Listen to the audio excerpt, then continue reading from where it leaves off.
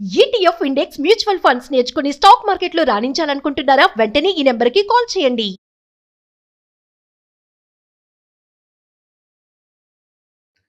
శ్రీ మహాగణాధిపతయే నమః. ఐం మహాసరస్వత్యే నమః. శ్రీ లలితాంబికాదేవ్యే నమః. ఈ విశ్వావసునామ సంవత్సరము ఉగాది పండుగ సందర్భముగా ద్వాదశ రాసుల వాళ్లకు ఎలా ఉండబోతుంది అనేటువంటి దాని గురించి ఇప్పుడు మనం తెలియజేసుకుంటున్నాము.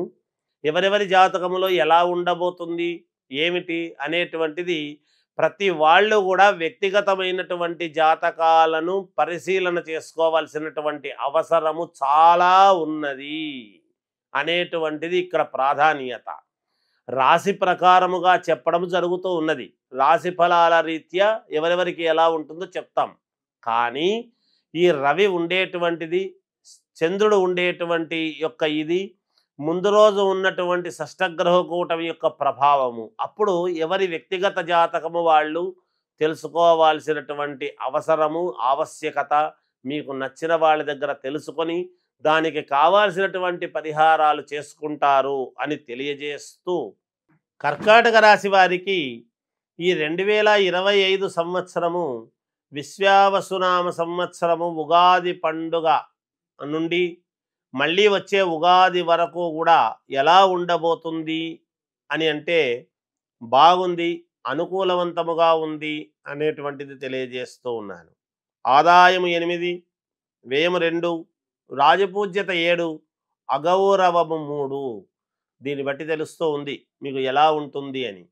కర్కాటక రాశి వారికి చంద్రుడు మంత్రి అయినాడు కాబట్టి ఈ కర్కాటక రాశికి కానీ కర్కాటక లగ్నానికి కానీ అధిపతి చంద్రుడు కాబట్టి ఎవరెవరి జాతకములో అయితే చంద్రుడు అనుకూలవంతముగా ఉన్నాడో ఒక్కసారి చూసుకోండి. అద్భుతమైనటువంటి యోగాలు ఉంటాయి.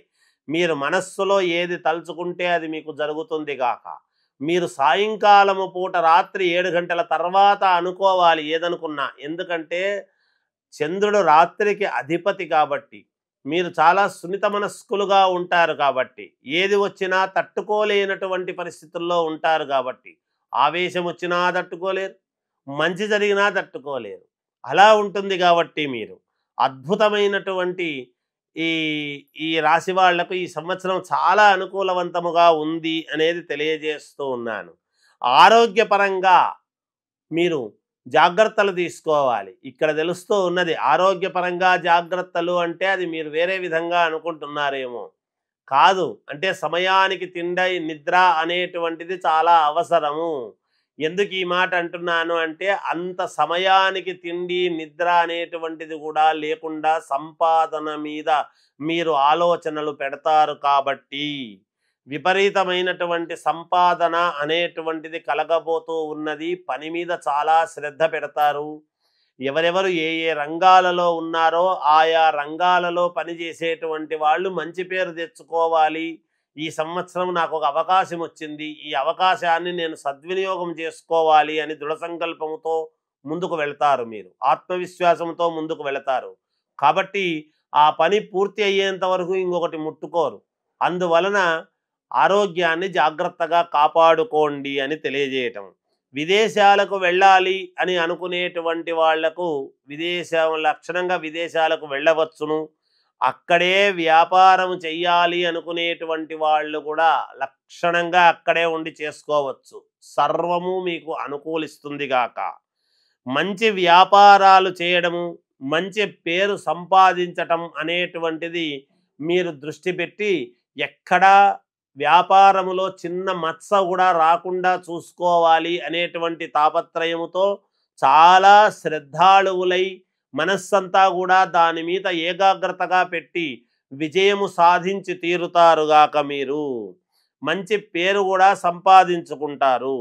శత్రువులు కూడా మిత్రులుగా అవుతారు. మీకు మిమ్మల్ని శత్రువులు కూడా మీరు చేసినటువంటి పనులకు, మీరు చేసేటువంటి శ్రమపడేటువంటి విధానానికి, అరే ఇంత శ్రమపడి ఇంత బాగా చేసేటువంటి వాడినా నేను తప్పుగా అర్థం చేసుకున్నాను అని శత్రువులు కూడా మిత్రులుగా అయి వాళ్ళు పైగా మిత్రులు కావడం అనేటువంటిదే కాకుండా మీకు సహకారము కూడా చేస్తారు. మీ ఎదుగుదలకు మీరు చేసేటువంటి పనులలో మేము కూడా పాలు పంచుకుంటే ఆ పుణ్యము కాస్త మాకు కూడా వస్తుంది, కనుక మీరంత ఉన్నతమైనటువంటి పనులు చేస్తున్నారు అనేటువంటి భావనతో శత్రువులు మీకు మిత్రులుగా అయి మీకు తోడ్పాటు జరుగుతుంది గాక.